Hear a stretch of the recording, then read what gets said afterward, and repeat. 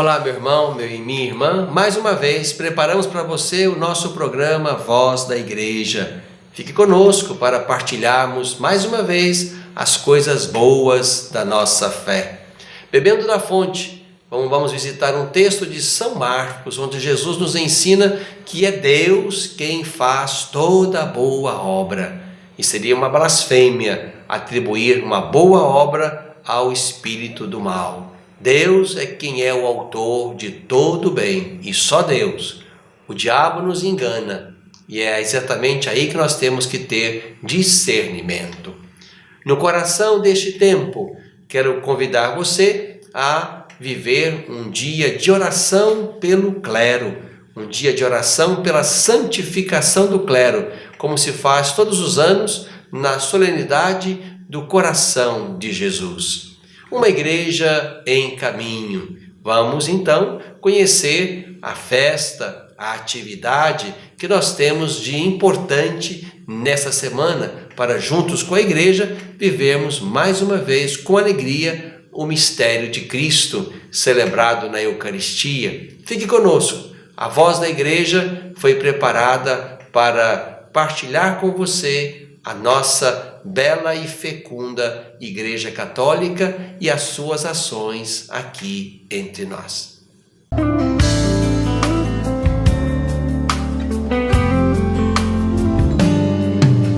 Bebendo da fonte. Olá, meu irmão, minha irmã. Mais uma vez convido você a colocar os olhos, o coração, a fé sobre a palavra de Deus, sobre a Sagrada Escritura, e vamos tomar e beber desta fonte preciosa que está no Evangelho de Marcos, capítulo 3, a partir do verso 20. Marcos 3, 20 e seguintes. Jesus voltou para casa e outra vez se ajuntou tanta gente que eles nem mesmo podiam comer. Quando seus familiares souberam disso, vieram para detê-lo, pois diziam: está ficando louco. Os escribas, vindos de Jerusalém, diziam que Jesus estava possuído por Beelzebu e expulsava os demônios pelo poder do chefe dos demônios. Jesus os chamou e falou-lhes em parábolas. Como pode Satanás expulsar Satanás?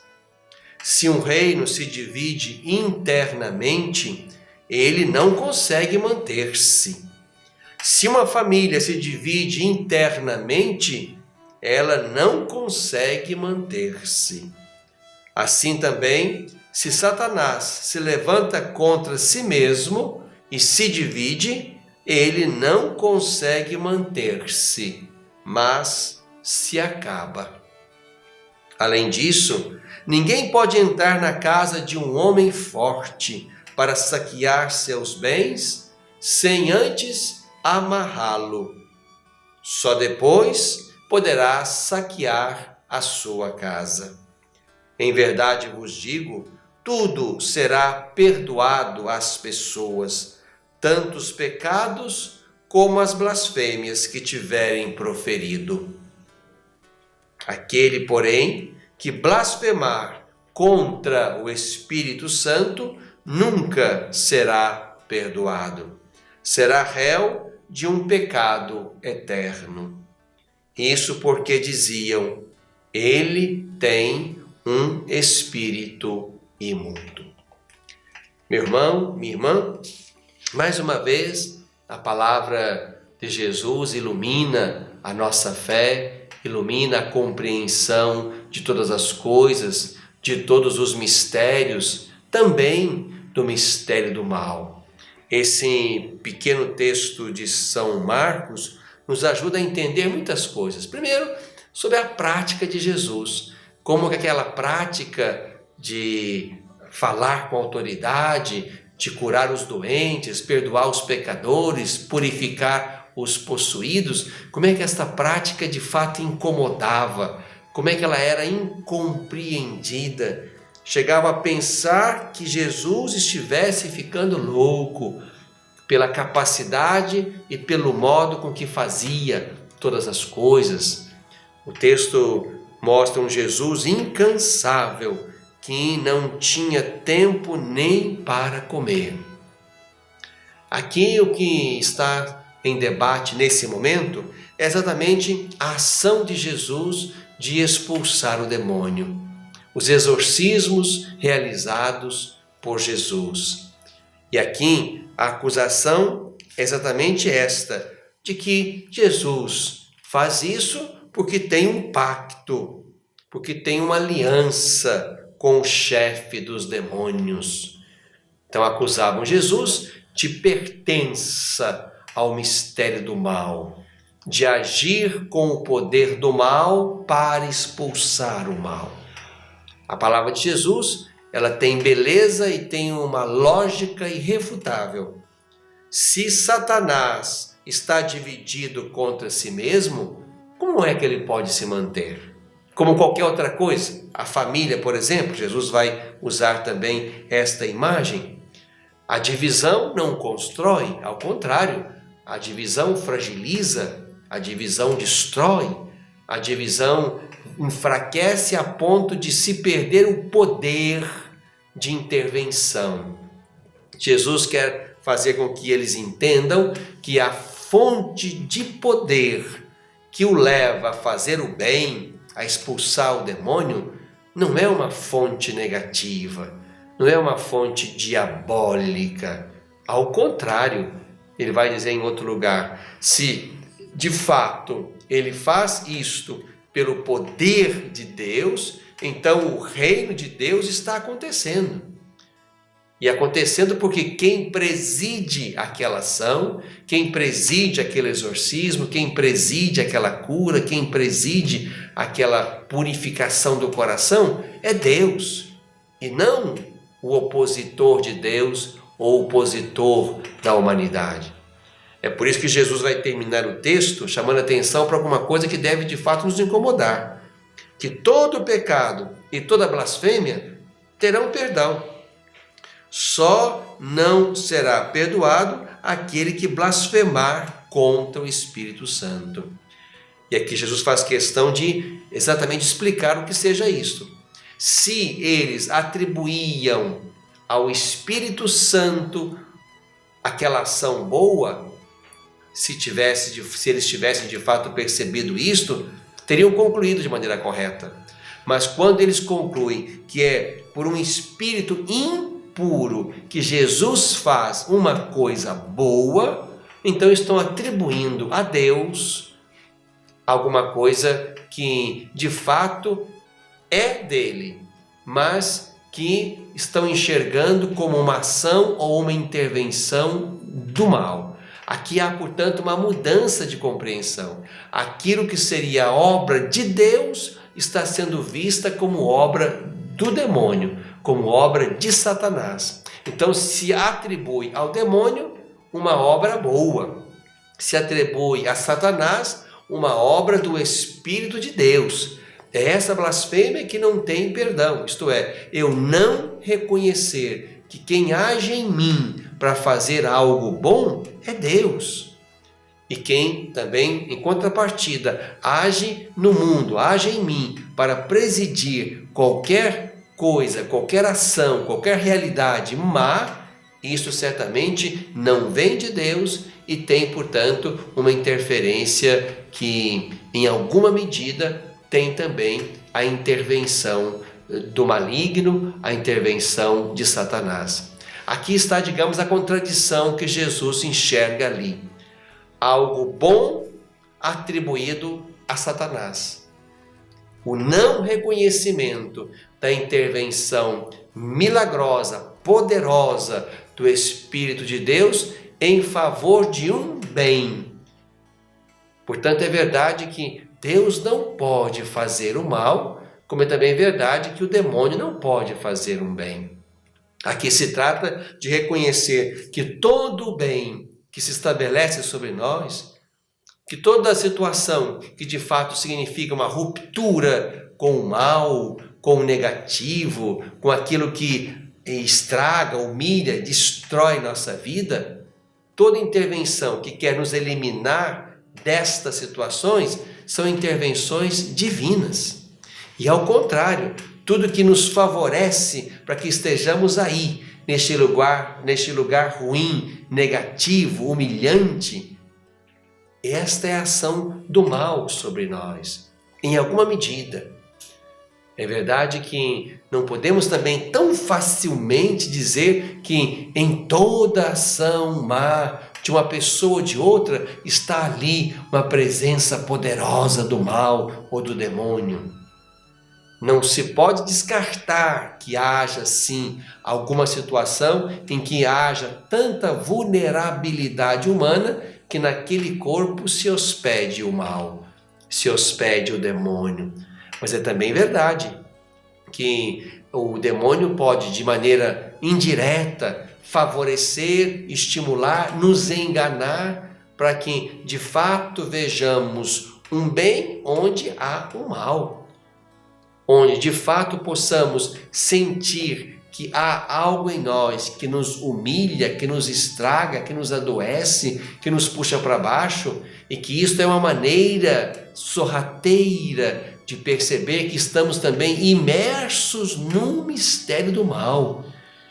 No mal que está certamente em mim, nas minhas decisões erradas, na minha imaturidade, na minha ignorância, na minha impiedade, na minha incapacidade de buscar Deus, mas para além disto, um mal que pode se instalar de fato em mim, sobretudo pela minha recusa de Deus, a ponto de eu me tornar um lugar favorável para hospedar aquele que não me fez, aquele a quem eu não pertenço, mas que quer me roubar de Deus. Este é o demônio, este é o diabo, é aquele que quer me dividir, é aquele que quer me separar. Por isso, meu irmão, minha irmã, o texto de Jesus hoje nos chama a atenção para algo muito importante. É preciso reconhecer que toda ação boa que circula entre nós, esta é uma ação de Deus na nossa vida, na nossa história, no nosso contexto. Como dizia Santo Tomás, todo bem tem o Espírito Santo como autor. Isso é importante reconhecer, de modo que reconheçamos em Deus o seu poder maravilhoso que age em nosso favor, no sentido de afirmar nossa vida, nossa dignidade e tudo aquilo que em nós é alguma coisa que nos faz crescer. Como também é verdade que toda experiência do mal na qual nós também estamos imersos, aqui também somos seduzidos, somos tentados, como Jesus também fora tentado, de modo a enxergar bem onde não há bem, a enxergar que alguma coisa pareça boa, mesmo que de fato, para além de uma leve cortina, nós entendamos que se trata de um mal grande e perverso. Daí a seriedade com que tínhamos que olhar as coisas, tomar as decisões, fazer discernimentos. Imagino que aqui é o lugar onde muita gente de fato se perde. A falta de discernimento faz ver de maneira rasa, de modo que aquele mal travestido de bem possa me enganar facilmente. O demônio não é capaz de fazer um bem que dure, mas é capaz de falsear alguma situação para que ela pareça boa, e tão logo eu caia nela, eu vou sentir o amargor de uma escolha errada. Daí a importância do discernimento. E entendamos, como Jesus quer que nós entendamos, que atribuir ao mal, ao demônio, a Satanás, aquilo que não presta, é dar a ele um valor que ele não tem. Como também seria um pecado grave atribuir, não a Deus, mas a outro, o bem verdadeiro e duradouro que nós experimentamos na vida ou ao nosso entorno. Vamos então, irmãos e irmãs, reconhecer que Deus é aquele que preside, que sustenta e que multiplica toda ação boa, toda graça fecunda em nós. E aquilo que não dura como bem pode ser certamente um engano, uma armadilha armada para nós, para que possamos nos seduzir facilmente por aquilo que aparentemente, superficialmente é bom. E ali, por falta de discernimento, entramos onde Deus certamente não está. Que Jesus nos ajude a discernir sempre a ação de Deus e a ação do mal nos caminhos, nas encruzilhadas, nas decisões da nossa vida. Bebemos da fonte.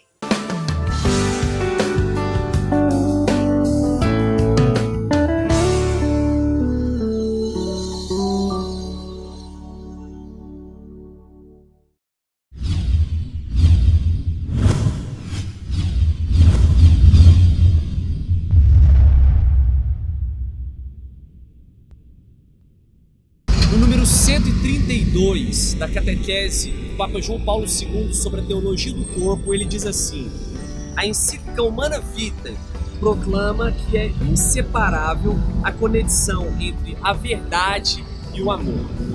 A gente sabe que a teologia do corpo do Papa São João Paulo II são 129, mas tem algumas que ele escreveu e não anunciou nas quartas-feiras de catequese lá no Vaticano. Mas essa ele vai falar de forma específica sobre a encíclica Humana Vitae do Papa Paulo VI. Essa encíclica que fala sobre o controle de natalidade, que condena os anticoncepcionais e vai falar de uma paternidade responsável, traz uma renovação na história da igreja. Ela que foi tão controversa, que demorou para ser aceita por tantos, hoje ela traz uma realidade, como o próprio Papa São João Paulo II diz, uma união entre verdade e amor. Você quer conhecer mais sobre a teologia do corpo do Papa São João Paulo II? Então não perca o Decor Minas aqui em Divinópolis, com a presença do Christopher West. Não perca!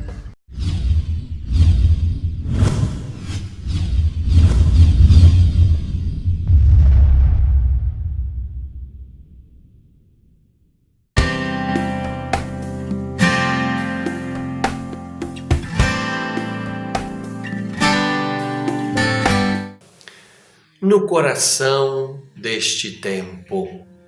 Meu irmão, minha irmã, São João Paulo II, desde 1995, quis que a festa anual, a solenidade anual do Sagrado Coração de Jesus, fosse também um dia de oração pela santificação do clero.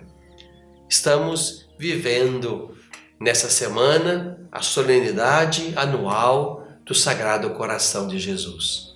Por isso, mais uma vez, somos chamados como igreja a rezar pela santificação do nosso clero, do bispo, dos sacerdotes, dos diáconos, de modo que, de fato, entendamos que esta aí é a nossa tarefa primordial.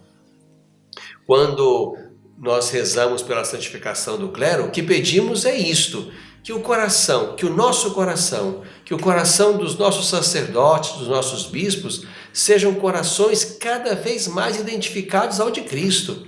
Ser santo é ser como Cristo. E ser santo é tarefa de todos. Lembra agora o Papa Francisco, na sua exortação, Gaudete et Exsultate?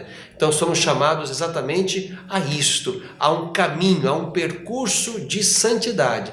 Mas ela deve brilhar mais e de maneira mais convincente nos corações daqueles que escolheram o caminho de Jesus. E aqui estamos nós, os sacerdotes, os diáconos, os bispos. Por isso, quero convidá-los nessa semana, por ocasião desta festa anual do Coração de Jesus, a rezarem pelos nossos sacerdotes. Eu sempre acredito que a nossa prece pode mudar o coração de um sacerdote. Talvez um sacerdote que não esteja tão bem, não esteja ajustado com a sua vocação, com a sua comunidade, um sacerdote que esteja passando por alguma crise vocacional, até porque não por uma crise moral. É preciso colocar sobre esta vida a fecundidade da nossa oração. De modo que aquilo que eu, como bispo, não posso fazer pelas minhas mãos ou pela minha decisão, aquilo que você não pode fazer pela sua palavra, pela sua correção fraterna junto a esse irmão sacerdote, Deus possa fazer. Sem dispensar a minha parte de bispo, sem dispensar a sua parte de leigo, de leiga, de colega de ministério, que possa interferir naquela situação, naquela vida, naquele contexto onde haja de fato algum desajuste, onde faltem sinais de santidade, onde faltem sinais de identificação daquele coração sacerdotal com o coração sacerdotal do Senhor, único e eterno sacerdote. Por isso, meu irmão, minha irmã, é sempre oportuno e necessário que nós rezemos pelos sacerdotes. Muitas questões humanas, muitas questões, às vezes, que nós percebemos todos os dias neste ou naquele sacerdote, são questões que precisam de um remédio que não vem, às vezes, de uma boca humana ou de outro coração humano, mas é um remédio que desce do céu, como dom que Deus dá a uma comunidade que pede pelo seu sacerdote, ou a um sacerdote que pede a Deus por si mesmo ou pelos seus colegas, a fim de que a graça que vem como efeito da oração possa converter o meu coração, o coração dos sacerdotes, o coração dos diáconos. Se nós estamos a serviço de Deus, se Deus nos chamou para isso, nos ungiu e colocou sobre nós o seu Espírito Criador, o seu Espírito Soberano, o seu Espírito Santo, é porque de fato estamos de modo bonito e sacramental remetidos a Deus. Por isso é preciso colocar lá em Deus, no coração de Deus, as muitas demandas, fraquezas, limitações, desajustes, crises que porventura nós estejamos vendo nos nossos sacerdotes. Por outro lado, é muito importante também perceber se estamos diante de um sacerdote feliz, que dá um bom exemplo, que consegue articular bem a sua comunidade, que é uma presença de Deus no meio do seu povo, que é alguém que consegue de fato reconhecer os carismas, os ministérios e articulá-los em vista do bem da comunidade, que sabe respeitar as várias vozes que concorrem naquela comunidade, que sabe se entender como membro do corpo do Senhor, não um membro isolado, mas um membro que de alguma maneira reúne e articula os outros membros pelos quais ele é responsável na condição de padre, de pastor. Certamente temos que rezar para que esses aí que conseguem fazer bem estas coisas continuem, não se cansem. Ao contrário, sejam sempre incansáveis no exemplo que possam dar, seja para as suas comunidades, seja para os seus outros colegas sacerdotes. Nós temos que recuperar e dar visibilidade a esses belos e bons exemplos que temos entre nós. Infelizmente, nossas mídias se encarregam de captar o exemplo negativo, a fraqueza, o pecado, o desajuste, e nem sempre coloca no mesmo foco ou na mesma quantidade de informação ou na mesma quantidade de luz aquele padre que está bem, que está feliz, que está ajustado, que ama e dá a vida pelo seu povo. Então vamos rezar sim, para que o Senhor Jesus, cujo coração na cruz se abre para oferecer sangue e água, as últimas gotas destes elementos humanos que o Senhor ofereceu a toda a igreja, sangue, água, batismo, eucaristia, graça, vigor, que tudo isso de fato esteja presente no coração também dos nossos sacerdotes, do nosso clero, de modo que, para além das nossas muitas fraquezas e limitações, possamos de fato, pelo modo como nós vivemos, pelo modo como nós cuidamos, pelo modo como nós atendemos as pessoas, pelo modo como nós, de alguma maneira, reagimos às grandes e muitas demandas que se colocam sobre nós, que aí nós possamos ser sacramentos de Cristo, possamos fazer aparecer em nós, como num espelho, a imagem bonita do Cristo sacerdote, profeta, pastor, de modo que assim nós continuemos sendo na igreja esta comunidade de pastores que aponta para o pastor supremo e belo que é Jesus. Rezem, portanto, por nós, irmãos e irmãs, de modo que a nossa prece de igreja nos ajude na conversão de cada dia. Algumas coisas, como eu digo sempre, só Deus pode fazê-las em nós e por nós, sem que nós deixemos de fazer a nossa parte com a seriedade que precisamos fazê-las. Então, que a oração que sobe aos céus neste dia do Sagrado Coração de Jesus, pedindo também pelo clero, que essa oração seja derramada sobre a igreja, de modo particular sobre o clero, como frutos de conversão, de santidade, de testemunho. E pedimos isso não para ficarmos bem na fita, pedimos isso porque esta é a nossa missão.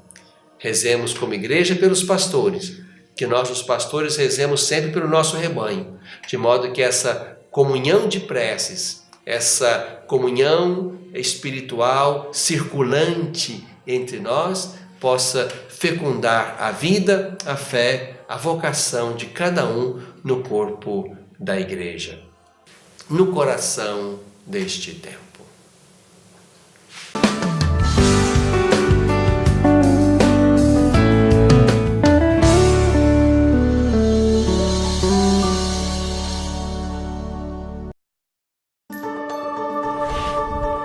Fé, amor e perseverança, tudo que eu vivi.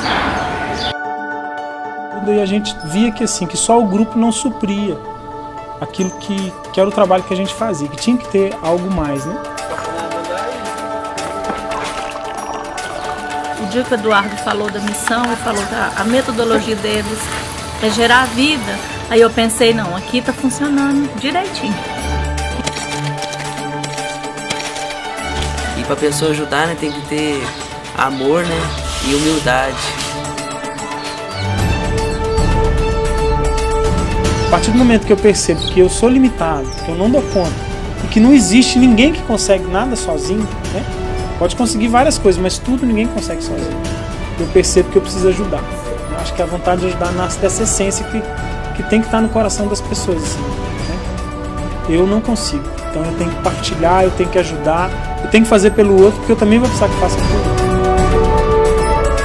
Eu mesmo já olhei para vários meninos aqui e pensei, esse aí não tem como, porque o nosso humano, mas para Deus nada é impossível.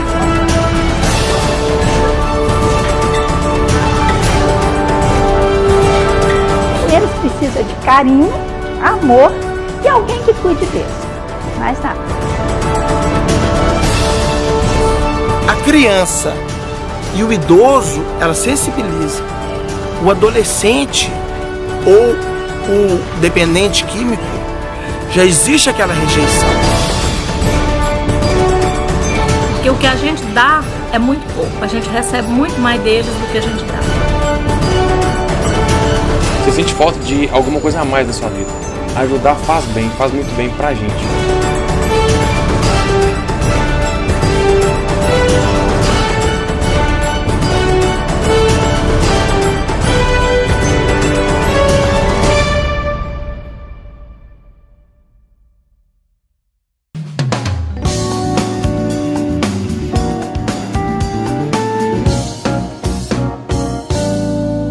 Uma igreja em caminho. Mais uma vez, então, quero convidar você, meu irmão, minha irmã, para as coisas boas deste tempo da nossa igreja. Certamente tem muita coisa boa acontecendo aí na sua comunidade. Quem sabe a festa do padroeiro, quem sabe algum outro encontro importante que a comunidade faz de oração, de confraternização. Que bom que essas coisas acontecem por causa da fé. Mas quero convidar você especialmente para nessa semana nós vivemos na sexta-feira, dia 8 de junho, a nossa solenidade anual do Sagrado Coração de Jesus. Celebramos esta memória toda a primeira sexta-feira de cada mês. Mas temos também uma festa anual, e esse dia 8 de junho é a festa anual do Sagrado Coração de Jesus. Quero abraçar e agradecer as muitas pessoas, senhoras, senhores, jovens, que fazem parte dos nossos apostolados da oração. Um grande abraço a esses irmãos e irmãs que têm feito um bem muito grande, rezando constantemente pela Igreja, nas intenções do Papa Francisco, nas intenções diocesanas, nas intenções do Bispo, irmãos e irmãs que se reúnem regularmente, com a sua fita vermelha e ali, bonitos e de coração exultante, estão cantando como bons e belos soldados de Cristo, que estão aí na luta e na lida de cada dia para darem conta da missão que cabe a cada um e também pedindo pela missão da Igreja e dos cristãos no mundo. Então, meu abraço aos muitos grupos de apostolado da oração que existem na nossa diocese. E então, quero convidar você, para onde quer que você esteja, viver aí na sua comunidade esse dia solene, onde vamos mais uma vez nos voltar para o amor misericordioso do Senhor Jesus, que tendo amado os seus, amou-os até o fim. Lembrando também que esta festa anual do Coração de Jesus é o dia de oração pela santificação do clero. Lembre-se então, meu irmão, minha irmã, de fazer uma oração pelo padre da sua comunidade, pelos padres que você conhece, pelos padres da nossa diocese, de modo que a nossa oração a Deus nos ajude a ser padres, a ser sacerdotes, a ser bispo, como Deus quer que nós sejamos. A oração da Igreja pelos seus pastores ajuda para que aquele coração de pastor vá aprendendo que é preciso ser cada vez mais do jeito e à altura do coração do pastor, do sacerdote Jesus Cristo. Vamos então rezar para que Jesus vá modelando o coração dos nossos sacerdotes, do nosso clero, para que possamos também, na nossa medida humana, sermos sacramento de Cristo. Então, vamos nesta sexta-feira, 8 de junho, rezar com os olhos em Jesus, pedindo a Jesus que cuide dos nossos sacerdotes, a fim de que possamos, de fato, no coração do mundo, sermos homens que apontamos e sinalizamos com o nosso jeito de ser sacerdotes, sinalizamos a presença atual, permanente, cuidadora do Senhor Jesus no meio da Igreja. Uma Igreja sempre em caminho.